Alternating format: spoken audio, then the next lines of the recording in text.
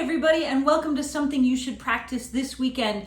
A couple of weeks ago, I know many of you know that I was out in California teaching some workshops and playing some house concerts with my friend Rachel Bayman and Sharon Gilchrist for the John Hartford Fiddle Tune Project. And while we were there, we worked on John Hartford's Windows exercise.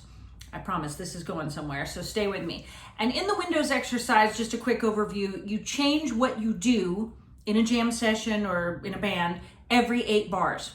And not only do you have to change what you do every 8 bars, you can't do the same thing that somebody else is doing. So we were breaking that up in the workshop, and I came up with this little bowing pattern.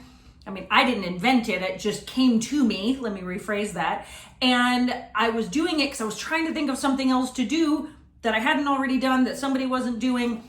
And so I'm going to show it to you because I really found it interesting so far.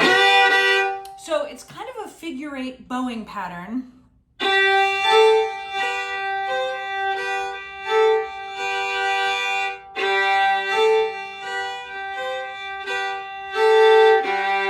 I'm kind of turning it into sort of a rhythmic backup thing. So I'm just doing this in the key of G, but you could do it on any double stop, or you could do it with single open strings.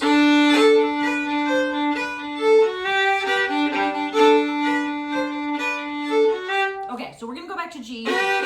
So I'm doing sort of a quarter note, like a long note. And then so I hold that. So down bow on the D3.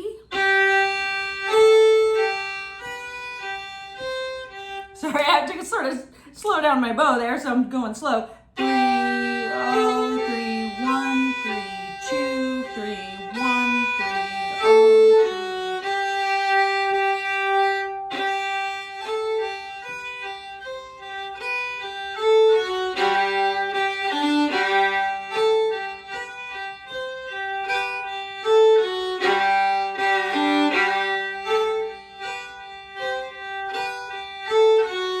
So a lot of the work is being done by the wrist. I'm just kind of dropping down. Kind of like that, just sort of pivoting back and forth.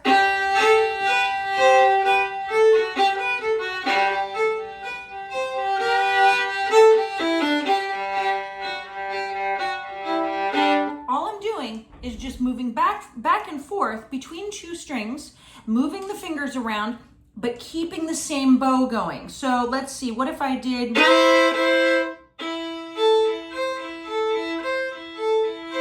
So I'm doing kind of an A minor thing here with the D1, with open A, and then alternating low 2.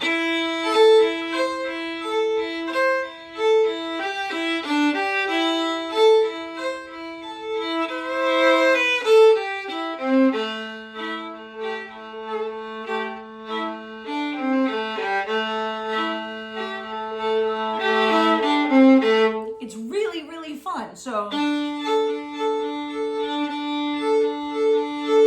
the way I would practice it is just start with opens. And you just drop down enough just to get to that other string, and then bring in some of the fingering patterns as you get more comfortable with the right hand. But you can use it as backup, you can use it as part of a solo. It's just a really fun technique to do. And it occurred to me when I was running out of things to do, and sometimes that's when the most fun stuff comes to your brain. So practice that and see if you can find some cool ways to incorporate that in a jam this weekend or sometime in the future. And we'll see you next time. Happy fiddling.